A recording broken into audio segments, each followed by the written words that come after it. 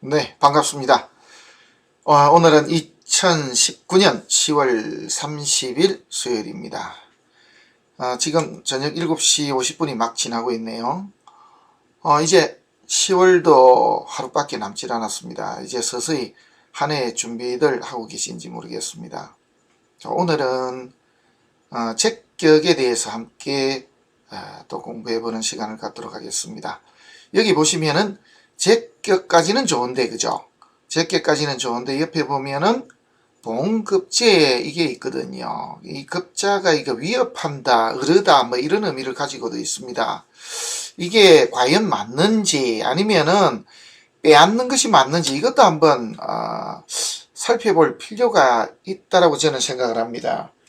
여기 양인을 예전에는 그 자평삼명 통변연언에 보면은 조금 부르는 이름이 다릅니다.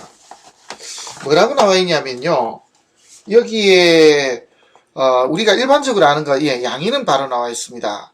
그래서 자평삼명 통변연언이라고 하는 책은 1253년에서 1258년, 그래서 송나라 송말 보훈년에 보우라는 연호를 쓸 때가 그때였거든요. 그때 나온 책인데 그때 내용을 보게 되면은 급제란 말이 없습니다. 그 당시는.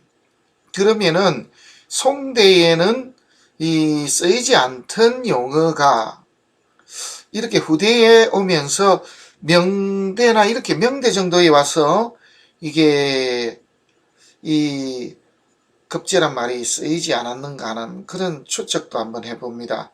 예전에는 폐제라고 했습니다. 폐제.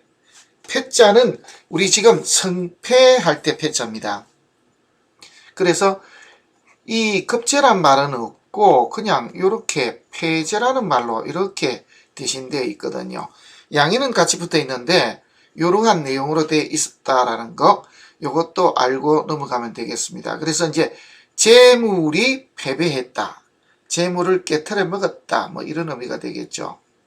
제격에 급제를 만났다는 것은 나의 재물이 있으나 그 재물에 이 급제라는 것은 어르다, 위협하다 이런 뜻이니까 또 빼앗다, 빼앗기다 이럴 수도 있습니다. 그때 쓰는 그 패자에는 이게 들어가거든요. 그래서 이걸 한번 생각을 해볼 필요가 있습니다. 어떤 것이 진짜 이 급자에 해당이 되는지. 저는 지금 이렇게 쓰고는 있지만은 어떻게 보면은 이렇게 쓰는 이 뼈을 급자가 맞지 않겠는가 하는 그런 생각도 해봅니다. 자, 어쨌거나 이 급제는 도둑에 비유를 할 수가 있죠. 재물을 빼앗아 가니까. 여기에 비해서 이제 급제하고 조금 다른 게 급제 양인입니다. 일간이 양일 때는 칼인자를 씁니다. 그래서 저는 알기 쉽게 기억하라고 도둑하고 조금 다른 것이 칼인자, 칼을 들고 온 사람, 이런 식으로 제가 설명을 해드립니다. 그래서 이 급제, 도둑이라는 것은 원래 있던 물건을 옆으로 이렇게 옮겨놓은 사람이거든요. 하지만은 이 강도는 물건만 옮기는 것이 아니고 이렇게 사람을 상할 수도 있으니까 이게 이제 문제가 될 수가 있습니다. 이제 그런 차이가 있다라는 거. 그래서 횡폭하다 또 내지는 좀 더 급제보다는 강렬하다, 뭐 이런 식으로 해석을 하셔도 좋겠습니다. 어쨌거나 제격에 이렇게 급제를 만나면은 내 재물이 도둑에 의해서 깨지더라, 이렇게 보셔도 되겠습니다. 예전에 급제는 폐제였다. 그것도 하나 알고 넘어가시면 좋겠습니다. 그러면 어떤 사주인지 한번 사주를 보면서 설명을 계속 드리도록 하겠습니다. 자, 다음 이 사주입니다. 보니까 바로 답이 나오죠. 그리고 묘하게 사주 구조가 괜찮습니다. 천간 모양에 이게 만약에 있을 수는 없습니다만은 뭐 이렇게 중간에 이렇게 무토가 하나 있었으면 무였더라면 사실은 좀 더 좋았을 것인데 하는 그런 아쉬움이 좀 남아 있습니다. 구조를 하나하나 뜯어보겠습니다. 자, 을지를 봅니다. 보니까 제격이죠. 예, 제격은 틀림이 없습니다. 근데 이 제가 이렇게 정관을 가지고 이렇게 합을 하고 있습니다. 물론 이건 변화는 없습니다. 그죠? 변화는 없으나 오미합은 변화가 없습니다. 요게 우리가 체계로 보게 되면은 태양 자리로 보게 되면 이게 거의 맞아떨어지거든요. 만약에 요게 태양이 있다라고 하면은 우리가 쓰는 게 오행성이거든요. 그래서 수, 금, 요게 지구입니다. 그래서 수성, 그 다음에 금성, 여기는 우리가 살고 있는 지, 그 다음에 화, 그 다음에 여기가 목, 여기가 토 이렇습니다. 요렇게 봤을 때 우리가 자축합토 그러죠. 그죠? 정확하게 이름은 자축합화토 그럽니다. 그 다음 나오는 게 인해합화목 그러거든요. 그렇습니까? 자축합화토 인해합화목 그러죠. 그 다음에 뭐가 나옵니까? 묘술합화화 그럽니까? 그렇죠. 묘술합화 이렇게 나오고 그 다음에 지구를 빼고요. 그 다음에 나오는 게 차례가 진유합화금 그죠? 그 다음에 사신합화수 이렇게 나오고 그 다음에 이제 오미가 이렇게 합을 해도 변화가 없습니다. 요게 이제 태양 자리인데 위 오행성에 서 있는 위치하고 갖다 대면은 정확하게 일치하게 되어 있습니다. 그래서 자축, 합화토. 간단하게 이제 우리가 일반적으로 부를 때는 자축, 합토 이렇게 부르죠. 그죠? 그 다음에 인해합목, 묘술합화, 진유합금, 사신합수, 오미, 변화없음. 하지만은 합은 합기능에 요러한 구조는 있다. 변화는 없다 하지만은 이렇게 합하는 것도 있다. 그래서 이런 부분을 설명하자면은 제가 자주 말씀드립니다만 구체적인 직업과 연관이 됐을 때는 재물을 버는데 관으로 번다. 그러면은 나라에서 주는 도구로서 이렇게 돈을 버는 경우도 있고 또 나라에서 인정해주는 어떤 자격을 갖추어서 그걸로 돈을 버는 경우도 있고 또 관을 상대로 나라의 어떤 관청 같은 데 납품을 해서 돈을 버는 경우도 있고 또 어떤 경우는 손님들이 공무원일 수도 있습니다.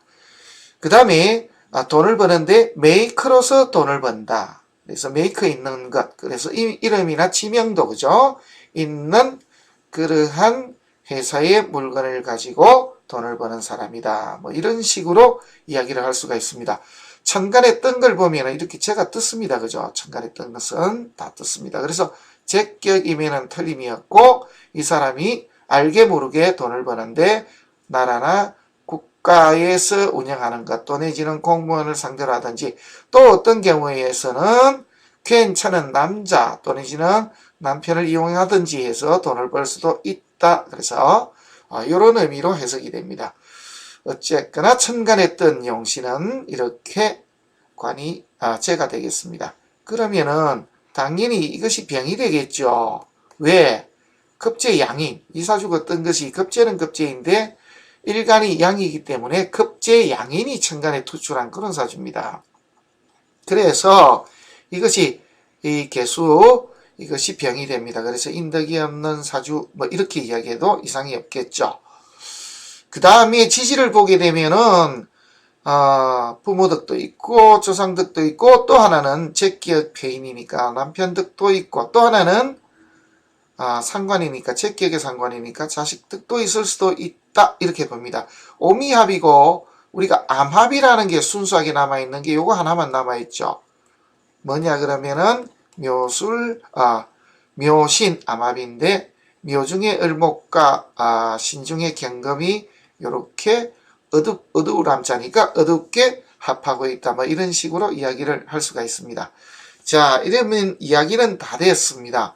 지지로 봤을 때는 이렇게 토운으로 오는 게 가장 좋은데 토방이 없단 말이죠. 두 번째 좋은 방을 따지면은 식상으로 흐르는 것이 일단은 좋습니다. 그리고 어린 시절 같으면 인운으로 흐르는 것이 좋겠죠. 왜? 제격폐인이니까. 또 특히 어린 시절에는 부모님으로부터의 어떤 사랑이나 보호 또 내지는 공부를 하는 시기이기 때문에 그렇게 오는 것이 좋겠습니다.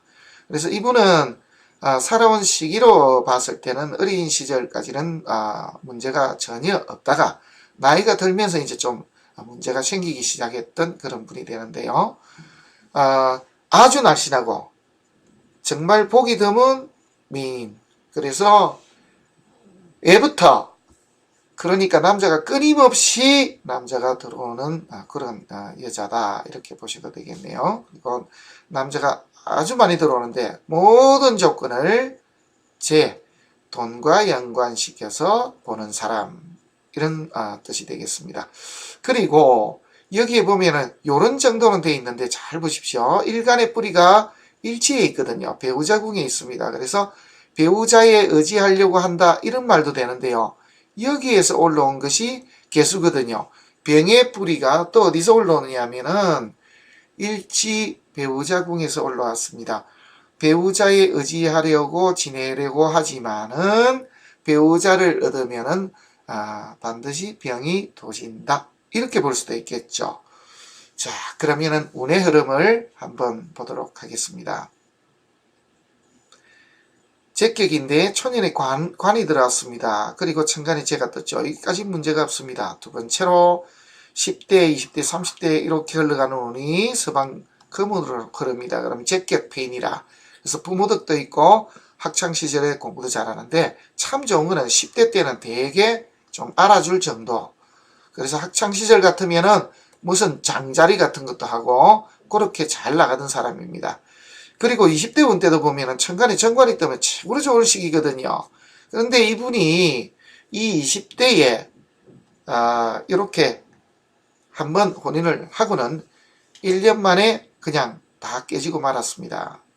그 원인이 제가 보건대는 아기를 낳을 수 없다는 것을 알고 그렇게 되지 않았겠는가 그렇게 이제 추측을 해봅니다. 왜냐하면 지금까지 아기를 한번 가져본 적이 없기 때문입니다.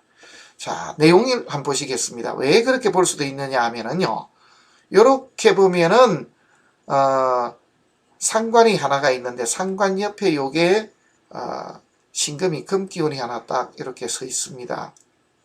그리고 오화는 이게 미토하고 이렇게 합을 하고 있고요. 요런데 이렇게 인운으로 흘러갑니다. 그리고 계속해서 천간까지 인으로 가거든요. 우리가 운에서 이렇게 보면은 방이 더 급납니다. 방이 이렇게 오다가 다시 천간까지 올라가게 되면요. 그 기운이 영속적으로 이어질 수가 있습니다. 여자인 경우에 이렇게 인운으로 흐르게 되면은 애를 갖지 못하거나 그렇지 않으면은 애가 같더라도 자주 이렇게 낙태 경험을 하게 되는 그런 경우가 많습니다. 이 외에 나이가 좀 든 여자분이 인운으로 흐르게 되면 대체로 자궁이 이렇게 떨어지거나 그렇지 않으면 자식들이 이렇게 뿔뿔이 멀리 흩어져서 지내는 경우들을 많이 보게 됩니다. 지금 이 사주도 그와 유사하다 이렇게 볼 수가 있겠습니다. 자, 보십시오. 이게 문제가 되기 시작할 때는 이때입니다. 자, 20대 때 문제가 되던 시점은 20대에 무진부터가 이렇게 사단이 납니다. 무진. 그래서 무진의 기사까지 되면은 문제가 나죠. 그 시기를 한번 돌아가겠습니다. 그래서 우리가 명리를 공부하시는 분들은 육식갑자를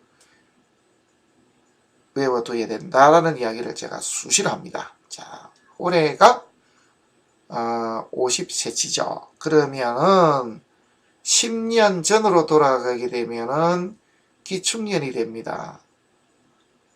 그렇습니까? 그러면은 기축년은 나이가 몇이죠? 43. 그 다음에 또 기묘가 들어옵니다. 99년도 기묘가 들어옵니다. 그러면은 33. 그 다음에 또 하나가 들어서는 게 무진 기사가 들으면 23세 그러죠. 그래서 22세 때에 남자가 합하고 들어올 수가 있거든요. 진토가 들어와서 일지하고 합을 하니까. 우리가 88 올림픽 할 때가 무진년입니다. 그때에 들어와서 그리고 기사가 되니까 관이 중간이 됐을 때 이렇게 헤어졌다. 이렇게 보면 딱 맞아 떨어지겠죠. 그리고 요때까지는 인으로 왔으니까 그렇게 애는 갖지 못하더라도 부모의 덕을 좀 보고 지냈다라고 볼 수가 있는데요. 이 술토가 들어오면서부터 이제 조금씩 문제가 납니다. 그죠? 왜 그런 거 하니까 이 제격인데 살이 들어와서 문제가 된 것입니다. 그래서 살이 들어왔기 때문에 일단 폐입니다. 그 다음에 위를 잘 보셔야 됩니다. 위에 보시면은 병이 되는 개수, 급제양인이 있는데 여기서부터 금, 수 요렇게 흘러가면은 이 수기운이 살아나면서 얘들이 다 나가 떨어집니다. 제가 그러다 보니까 돈이 계속 나가거든요. 그래서 수입이 미미하다 보니까 좀 더 답답하더라. 그 와중에 올해 같은 때는 이렇게 기회가 들어옵니다. 천간에 이제 오중에 기토 정관이 떴으니 지금 해수가 들어왔습니다. 해수가 들어오니까 해묘미 목국을 했습니다. 그러면 올해 생기는 일은 혼자가 아니고 맺히서 이렇게 돈을 모아서 네일아트와 좀 연결되는 그러한 쪽으로 뭔가를 하나 지금 열려고 한다. 그래서 네일아트와 비슷하기도 하고 또 타투와 비슷하기도 하고 하여튼 이런 식으로 서비스하는 어떤 가게를 지금 올해 계약한 걸로 그렇게 나와 있습니다. 그래서 천간에 기토가 뜨니까 그렇게 오는데 과연 이것이 잘 되겠는가 하는 것도 우리가 한번 살펴봐야 됩니다. 지금 자수가 들어오거든요. 내년도 역시 경자 들어옵니다. 올해 만들더라도 답이 없다는 거죠. 천간에 경금이 뜨게 되면은 인계수가 다 살아나 버리고 지지는 자수에 자수가 들어오면 여기 보면 자오충하고 들어오는데 신자진 수구까지 같이 짜고 들어오기 때문에 해묘미는 그나마 지내왔다라고 하지만은 이 자수 때가 이 사주에서 가장 힘든 그런 시기가 될 수가 있습니다. 그래서 이 사주를 신강신약이란 개념으로만 바라봐서는 안 되고 사주의 구조 전체를 봐야 됩니다. 그래서 천간에서 개수와 임수가 같이 동시 발현되고 그리고 좌우충하는데 신사진 수구까지 하면서 때리고 들어오면 얘도 맥을 못 쓰고 얘가 나가 떨어집니다. 그래서 올해 했던 사업이 안 될 것이다 라고 제가 그래서 저는 이렇게 되면 무조건 대패가 난다 라고 이렇게 판단을 해줍니다. 오늘은 조금은 좀 특이한 케이스입니다. 대단한 절세미인인데 절세미인 마지막으로 한번 말씀을 더 드리고 가겠습니다. 사주를 보게 되면 사주 구조에서 일단은 보면 상관이 가장 이쁠 수가 있다라고 이야기를 합니다. 미인이 많습니다. 그리고 화사합니다. 그리고 편인이 두 번째로 예쁠 수가 있는데 편인은 뭔가 묘하게 사람을 끄는 그러한 매력을 가진 분입니다. 그래서 상관과 편인이 묘하게 이렇게 조화를 이룬 분들이 보면은요, 아주 묘하게 사람을 끄는 그런 미인들이 참 많습니다. 거기에 더 예쁠라 그러면은 이렇게 지금과 같이 정제가 있어야 됩니다. 그래야 우리 이런 말 하죠. 오목조목하다. 오목조목하면서도 묘한 매력을 발산해서 사람을 끄는 그런 사람이 될 수가 있습니다. 자, 그래서 미인이고 하지만은 사주천간에 병이 떠 있고 이 병이 점점점 깊어지고 있는 그래서 운이 너무 좋지 않은 그러한 사람의 오늘 하나 봤습니다. 고맙습니다.